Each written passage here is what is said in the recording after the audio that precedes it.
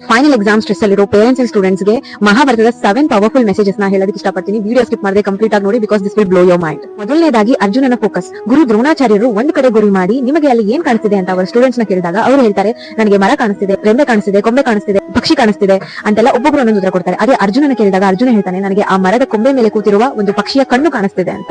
So exam time ಅಲ್ಲಿ ನೀವು multi tasking ಮಾಡಬೇಕಾಗಿಲ್ಲ, ಒಂದು ಕ್ಲಿಯರ್ ಟಾರ್ಗೆಟ್ ಇಟ್ಕೊಂಡು ಅದ್ರ ಮೇಲೆ ಫೋಕಸ್ ಮಾಡೋದು ತುಂಬಾ ಇಂಪಾರ್ಟೆಂಟ್ ಆಗಿರುತ್ತೆ. ಎರಡನೇದಾಗಿ ಅಭಿಮನ್ಯುವಿನ ಪ್ರಿಪರೇಷನ್ಸ್. ಅಭಿಮನ್ಯುಗೆ ಚಕ್ರವ್ಯೂಹದ ಒಳಗೆ ಹೇಗೆ ಹೋಗ್ಬೇಕು ಅಂತ ಗೊತ್ತಿತ್ತು, ಬಟ್ ಅದರಿಂದ ರಿಟರ್ನ್ ಹೇಗ್ ಬರಬೇಕು ಅನ್ನೋ ನಾಲೆಜ್ ಇರಲಿಲ್ಲ. So of knowledge is very dangerous, especially in exams. ಯಾವುದೇ ಸಬ್ಜೆಕ್ಟ್ ಆಗಿರ್ಲಿ ಅಥವಾ ಯಾವುದೇ ಟಾಪಿಕ್ ಆಗಿರ್ಲಿ, ಅದನ್ನ ಅರ್ಧ ಮಾಡ್ಕೊಂಡು ಓದೋದು ಒಳ್ಳೇದಲ್ಲ. ಅದನ್ನ ಕಂಪ್ಲೀಟ್ ಆಗಿ ಅರ್ಥ ಮಾಡ್ಕೊಂಡು ಓದೋದು ಒಳ್ಳೇದು, ಜೊತೆಗೆ proper time to time revision ಮಾಡೋದು ಕೂಡ ಅಷ್ಟೇ ಒಳ್ಳೇದು. ಮೂರನೇದು ಯುಧಿಷ್ಠಿರನ ಕಾಮ್ ಮೈಂಡ್ ಸೆಟ್. ಎಂತಹ ಪರಿಸ್ಥಿತಿಯಲ್ಲಿ ಇದ್ರು, ಯಾವುದೇ ಯುದ್ಧ ಗಲಾಟೆಯಲ್ಲಿದ್ರು, ಯುಧಿಷ್ಠಿರ ಯಾವತ್ತು ಅವ್ನ ಮೈಂಡ್ ನ ಕಾಮ್ ಆಗಿ ಇಟ್ಕೊಂಡಿರ್ತಿದ್ದ. ಸೊ ಎಕ್ಸಾಮ್ ಹಾಲ್ ಅಲ್ಲಿ ಕೂತ್ಕೊಂಡು ನೀವೇನಾದ್ರೂ ಪ್ಯಾನಿಕ್ ಆದ್ರೆ ಇಮಿಡಿಯೇಟ್ಲಿ ಮಾರ್ಕ್ಸ್ ಡ್ರಾಪ್ ಆಗ್ತಾ ಹೋಗಕ್ ಸ್ಟಾರ್ಟ್ ಆಗ್ಬಿಡುತ್ತೆ. ಸೊ ಹಾಗಾಗಿ ನಿಮ್ಮ ಮೈಂಡ್ ನ ಕಾಮ್ ಆಗಿ ಇಟ್ಕೊಳ್ಳೋದು ವೆರಿ ವೆರಿ ಇಂಪಾರ್ಟೆಂಟ್. ನಾಲ್ಕನೇದು ಏಕಲವ್ಯನ ಸೆಲ್ಫ್ ಡಿಸಿಪ್ಲಿನ್. ಏಕಲವ್ಯನಿಗೆ ಯಾವ ಟೀಚರ್ ಇರಲಿಲ್ಲ, ಯಾವ ಕ್ಲಾಸ್ ರೂಮ್ ಇರಲಿಲ್ಲ, ಆದ್ರೂ ಏಕಲವ್ಯ ಡೈಲಿ ಪ್ರಾಕ್ಟೀಸ್ ಮಾಡ್ತಾ ಇದ್ದ. So consistency is very powerful and it will always beat talent.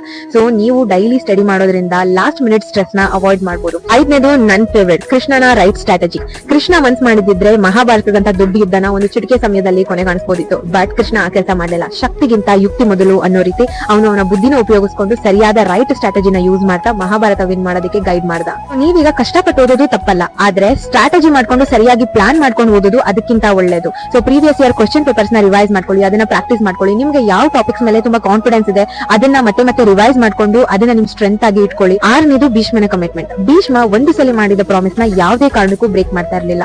ಅದೇ ರೀತಿ ನಿಮಗೆ ನೀವು ಸ್ಟಡಿ ಪ್ರಾಮಿಸ್ ನ ಮಾಡ್ಕೊಳ್ಳಿ ಅಂಡ್ ಆ ಪ್ರಾಮಿಸ್ ನ ಯಾವ ಕಾರಣಕ್ಕೂ ಬ್ರೇಕ್ ಮಾಡಬೇಡಿ, because discipline always wins. Last but not the least, ದ್ರೌಪದಿಯ ಇನ್ನರ್ ಸ್ಟ್ರೆಂತ್. ಎಲ್ಲಾನು ಕಳೆದೋಗ್ತಿದೆ ಅಂತ ಅನ್ಸಿದ್ರು she never give up on herself. ಅದೇ ರೀತಿ ನಿಮ್ಗೆ ಎಷ್ಟೋ ಸಲ ಕೆಲವು ಎಕ್ಸಾಮ್ಸ್ ಕಷ್ಟ ಅನ್ಸ್ಬೋದು, ಅದು ಇದನ್ನ ನನ್ನ ಕೈ ಫೇಸ್ ಮಾಡೋದಕ್ಕೆ ಆಗೋದಿಲ್ಲ ಅಂತ ಅನ್ಸ್ಬೋದು, ಈ ಸಬ್ಜೆಕ್ಟ್ ನನ್ನ ತಲೆಗೆ ಹತ್ತಾ ಇಲ್ಲ ಅನ್ಸ್ಬೋದು. ಅಂತ ಪರಿಸ್ಥಿತಿಯಲ್ಲಿ ನೀವು ಒಬ್ಬರೇ ಐಡಲ್ ಆಗಿ ಕೂತ್ಕೊಳ್ಬೇಡಿ. ನಿಮ್ ಪೇರೆಂಟ್ಸ್ ಸಹಾಯನೋ, ಫ್ರೆಂಡ್ಸ್ ಸಹಾಯನೋ ಅಥವಾ ಟೀಚರ್ ಸಹಾಯನೋ ಎಕ್ಸಾಮ್ಗೂ ಮುಂಚೆ ತಗೊಳ್ಳಿ. ಆ ಎಕ್ಸಾಮ್ಸ್ ಗೆ ಪ್ರಾಪರ್ ಆಗಿ ಪ್ರಿಪರೇಷನ್ಸ್ ಮಾಡ್ಕೊಳ್ಳಿ, ಪ್ರಿಪೇರ್ ಆಗಿ ಎಕ್ಸಾಮ್ಸ್ ನ ಫೇಸ್ ಮಾಡಿ. ಎಲ್ಲದಕ್ಕಿಂತ ಹೆಚ್ಚಾಗಿ ನಿಮ್ಮ ಮೇಲೆ ನೀವು ನಂಬಿಕೆನ ಯಾವತ್ತೂ ಕಳ್ಕೊಳ್ಬೇಡಿ.